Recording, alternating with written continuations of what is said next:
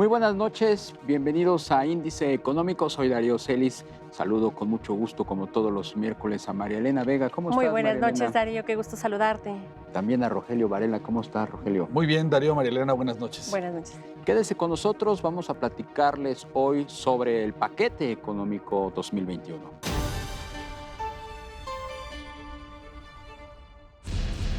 El próximo año, el 21.9% del gasto neto programable del presupuesto de egresos se destinará a Pemex y CFE, que incluye gasto para Dos Bocas, donde se destinarán 64.600 millones de pesos, a Santa Lucía, Tren Maya y Tren Interurbano, 103% más. La inflación registró una alza de 0.39% en agosto respecto al mes inmediato anterior, quedando una inflación anual de 4.05%, esto de acuerdo con datos del INEGI. Fitch Rating estima que el Producto Interno Bruto de México registrará una caída de 10.8% en 2020. Rusia informó que firmó un acuerdo para exportar 32 millones de dosis de vacunas Sputnik V contra el COVID-19 a México. El gobierno federal acaba de enviar al Congreso el paquete económico para el 2021, para muchos con supuestos optimistas. Vea lo que le preparamos. La Secretaría de Hacienda estima para 2021 un crecimiento económico de 4.6%, partiendo de las cifras estimadas para el cierre de este año, que, según el Banco de México, será de menos 8.8%. Según los criterios generales presentados en el paquete económico 2021, la cifra de 4.6% podría ajustarse si la disponibilidad de una vacuna contra el COVID-19 permite una reapertura amplia a principios del próximo año. En cuanto al tipo de cambio, la dependencia espera que el dólar cierre el 2021 en 21 pesos con 90 centavos. Respecto al petróleo, Hacienda prevé un precio promedio de $42.1 por barril para el siguiente año, superior a los $38.45 en los que opera actualmente. La plataforma de producción se pronostica en 1.8 millones de barriles por día, en línea con la producción actual, aunque representa una caída respecto a los 2 millones de barriles diarios que se tenían en los precriterios de política económica de marzo pasado. Hacienda espera que el Banco de México aplique un nuevo recorte a la tasa de interés este 2020, de 50 puntos base a 4%, para que el próximo año opere estable en ese nivel. Hace unas horas, el secretario de Hacienda, Arturo Herrera, presentó el paquete económico 2021. Vamos a platicar de este tema con José Luis de la Cruz, a quien saludamos con mucho gusto. Muy buenas noches, José Luis. Muy buenas noches, muy bien, gracias por la invitación. ¿Qué impresión te deja este planteamiento que hace Hacienda y sobre todo esa perspectiva de que el próximo año creceremos casi a un 5%? Bueno, básicamente a mí me parece que es un crecimiento que sería alcanzable, pero que no está contemplado dentro del presupuesto. ¿A qué me refiero? Si nosotros observamos el gasto programable que se está pensando hacer, tiene una disminución de 0.3%. Es decir, la combinación de inversión y de gasto público no traería consigo un crecimiento que permita pensar en que el país puede llegar a ese 4.6%. ¿Qué implicaría? Pues de forma implícita que en realidad tendría que ser la inversión privada, el consumo de los hogares, el que fuera capaz de generar ese escenario. Y entonces tendrían que establecerse condiciones de fomento a la inversión, porque en sí el presupuesto no tiene, digamos, un contenido que permita establecer que esa meta es alcanzable. José Luis, bajo las condiciones que estamos viviendo actualmente en materia económica, ¿cuál sería un presupuesto más real que estaríamos viendo para el próximo año? Bueno, en términos presupuestales, me parece que el gobierno reconoce que habrá debilidad en la recaudación de IVA, debilidad en la recaudación de impuestos especiales, de impuestos derivados de la importación, de lo que se está recargando mucho en la parte de una mayor recaudación en impuestos sobre la renta. ¿Esto qué implica? Que si no se cumple el escenario de crecimiento económico, podrían existir riesgos para que las finanzas públicas tengan los ingresos estimados. Y entonces, en la parte de gasto, pues que algunos de los proyectos prioritarios que se han presentado, ya los conocemos, la parte de gasto social asistencial y la parte de inversión centrada sobre todo en energía, pues en un momento dado correrían el riesgo de no contar con los recursos que requieren para salir adelante. José Luis, buenas noches. Los ingresos petroleros siguen siendo muy importantes para el gobierno. ¿Qué tan factible es alcanzar en 2021 una plataforma de producción como se está proyectando? Bueno, has tocado un punto medular. Al final del día, nuevamente se presenta una plataforma de producción que aumenta, es decir, después de la caída que se está estimando en la misma para el 2020, el gobierno estaría estimando que las inversiones millonarias que ha realizado durante los últimos años empezarían a dar frutos. Sin embargo, como hemos observado a lo largo de los últimos meses, la tendencia va en sentido contrario. Y entonces el desafío será que realmente para el 2021 se logre la eficacia en que estos recursos empiecen a permitir extraer más petróleo, una situación que al momento o hasta el momento en los últimos 2 años no se ha logrado.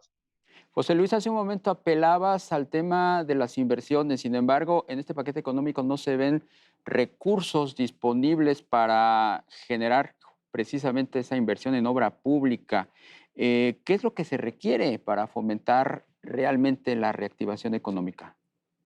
Este es el otro aspecto medular, me parece, porque fuera del presupuesto, lo que el presidente ha comentado durante los últimos días ha sido que antes del 15 de septiembre se presentará este plan de infraestructura que desde hace un año se ha venido trabajando con el sector privado, pero el cual pues no ha visto la luz, y ahí hay pues cerca de 279 proyectos muy importantes que ayudarían a generar esa inversión y ese crecimiento que el país requiere. Entonces, dado que en el presupuesto la inversión lo que se hizo fue de sacarlas de algunas áreas del presupuesto para llevarlas a energía, para llevarlas al aeropuerto, al Tren Maya, los temas que ya conocemos, pues en estricto sentido lo que correspondería como un siguiente paso, si queremos alcanzar ese crecimiento, es generar el entorno de confianza y darle un impulso a este plan de infraestructura en donde participa el sector privado, para que entonces sí sea factible compensar pues esta focalización de recursos que el gobierno está haciendo. José Luis, ¿qué tan factible es que se lleven a cabo estos proyectos de infraestructura cuando vemos que en materia energética el sector y todos los proyectos están en stand-by? Bueno, sin lugar a dudas, el tema energético ha sido uno de los aspectos que ha generado, por un lado, mayores dudas, mayores controversias en la relación entre el sector público y el sector privado. Por lo tanto, me parece que ahí es en donde tiene que darse pues un primer acuerdo para sacar adelante este plan de infraestructura del que hablábamos y empezar a concertar y a generar viabilidad para que la inversión privada fluya en un marco legal que ha estado delineado durante los últimos años. En segunda instancia, me parece que en este sentido el presupuesto y la proyección de gobierno sería factible si las condiciones optimistas con las que se está diseñando se cumplen, y por otro lado, si se genera esta mayor convergencia entre los intereses del sector público con las estrategias del sector privado. José Luis, ante la ausencia de certidumbre por parte de los inversionistas y también la resistencia del gobierno a abrir la inversión privada en sectores estratégicos, ¿qué otras alternativas tiene el país para poder estimular la inversión y reactivarse económicamente? A mí me parece que habría pocas posibilidades adicionales. Una de ellas sería el TEMEC, pero evidentemente que el TEMEC lo que implicaría para aprovechar las oportunidades y superar los desafíos que lleva es tener una política industrial que eleve las capacidades de México para poder sustituir lo que hoy América del Norte compra, sobre todo de insumos intermedios del este de Asia. Y eso llevaría un proceso. Por otro lado, dentro del presupuesto, lo que se sometió al Congreso y que realmente va a tener cambios mínimos es un proyecto en donde hay una reducción en el gasto neto y, por otro lado, hay una focalización muy clara en los proyectos de energía, de transporte de Tren Maya y aeropuerto, y el resto, digamos que tiene poca participación o hasta una disminución en la parte de inversión. Por lo tanto, desde mi punto de vista, si realmente se quiere alcanzar ese crecimiento de 4.6% el año que entra, sí se va a tener que generar un entorno de mayor cercanía, de mayor confianza con el sector privado. José Luis, uno de los rubros que en el proyecto de egresos muestra crecimiento es el de las pensiones. ¿Hasta qué punto es ya un foco amarillo para las finanzas públicas? Bueno, a mí me parece que ya estaría entre amarillo y naranja y en el mediano plazo, pues evidentemente es el gran foco rojo. ¿Por qué? Si de alguna manera se han encendido ciertas alertas por la deuda, cómo va a crecer como proporción del Producto Interno Bruto, cuando a eso le agregamos lo que se conoce como pasivos contingentes, es decir, todos estos compromisos financieros que el gobierno va a tener que ir reconociendo en los años que vienen y en donde las pensiones son la mayor cantidad, nada más para darnos una idea, superan el 100% como proporción del Producto Interno Bruto, es decir, son superiores a lo que ya está reconocido como deuda. Evidentemente que el tema de pensiones es algo que se va a incrementar el año que entra y que así va a ir sucediendo de forma pues casi exponencial durante los siguientes 10 años y le va a reclamar al gobierno mayores recursos. Por lo tanto, si no hay crecimiento económico, no hay una reforma hacendaria que le transfiera más recursos al gobierno, pero en un entorno de crecimiento, evidentemente que el tema de pensiones se va a volver en ese foco rojo que va a comprometer las finanzas del país. Al final del día, me parece que en un país que enfrenta su segundo año de caída, es decir, no podemos dejar de lado que en 2019 se retrocedió 0.3%, algo que hoy se ve modesto comparado con el 8% que está estimando Hacienda para este año.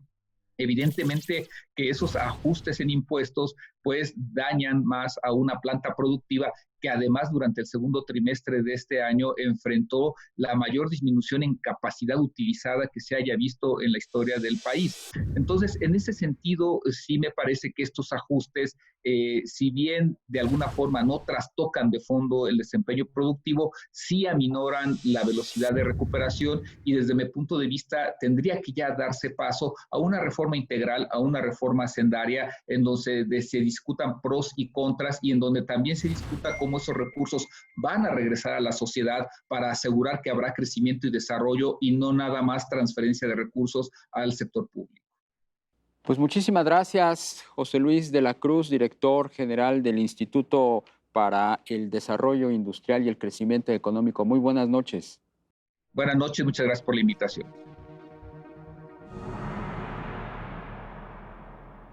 Sin duda estamos ante un paquete económico muy incierto, con supuestos que son cuestionados. Así es, ojalá que esto tenga una mayor viabilidad hacia la situación actual que vivimos. Sí, sobre todo por la volatilidad que se están presentando todavía en los mercados, Darío, María Elena.